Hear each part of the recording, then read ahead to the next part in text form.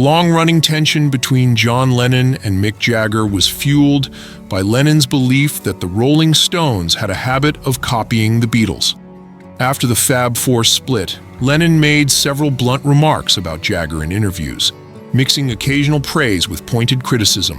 While he acknowledged enjoying tracks like Honky Tonk Women and a few other Stones hits, Lennon felt stung by certain comments Jagger had made about the Beatles.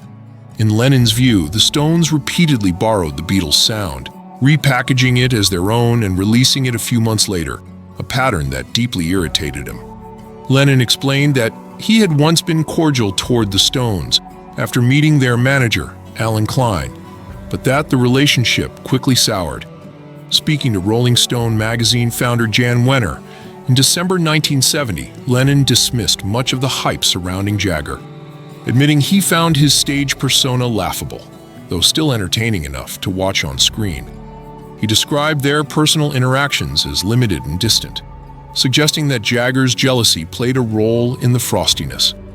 Lennon said he had always spoken respectfully about Jagger and the Stones, but felt hurt when Jagger made disparaging remarks about the Beatles.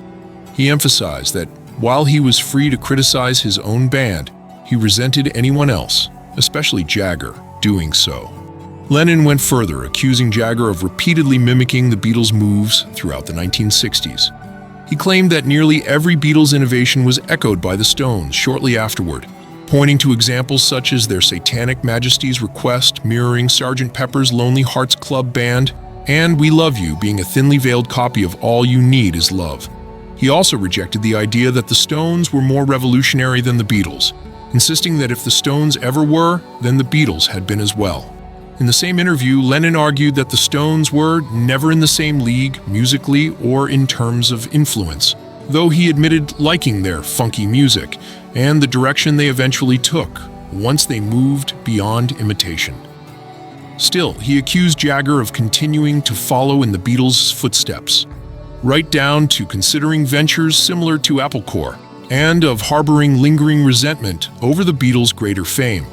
Lennon also recalled that the Beatles had even written one of the Stones' early hits for them, and rejected Jagger's claim that Lennon's peace initiatives were financially motivated, stressing that no profit was made from them.